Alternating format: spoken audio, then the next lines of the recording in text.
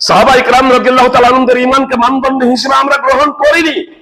যদি আমরা সাহাবা ইকরাম রাদিয়াল্লাহু তাআলা আনহুদের ঈমানকে মানদণ্ড হিসেবে গ্রহণ করতাম, তাহলে আমাদের মাঝে মতভেদ করে দল দল ফেরকা আমরা হয়ে যেতাম না। কোন ক্ষেত্রে মতভেদ হতে পারে সাময়িক, এটা স্বাভাবিক। সাহাবা ইকরাম রাদিয়াল্লাহু তাআলা আনহুদের মাঝেও ছিল। বিস্তারিত আলোচনা করার সময় নেই, শুধু একটা উদাহরণ আপনাদের দেব। একদা মদিনা থেকে কিছু লোক এসে ইবনে আব্বাস রাদিয়াল্লাহু তাআলা আনহুকে জিজ্ঞেস করলো মক্কায়, আচ্ছা হজের সময় জিজ্ঞেস করেছিলেন, বিদায়ী তওয়াফ কোনো মহিলা যদি ঋতুবতী হয়ে যায়, তাহলে সে বিদায়ী তওয়াফ করবে কি করবে না? মানে যারা হজ যারা করেন তাদের জন্য বিদায়ী তওয়াফ আবশ্যিক।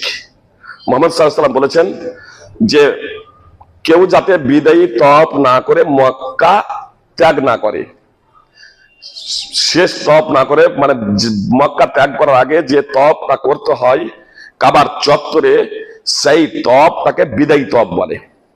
তো আল্লাহ রাসূল সাল্লাল্লাহু আলাইহি ওয়াসাল্লাম বলেছিলেন এই বিদায়ী তওয়াফ না করে কেউ যাতে মক্কা না ছাড়ে। যায়েদ বিন সাবিতের এই হাদিস জানা ছিল।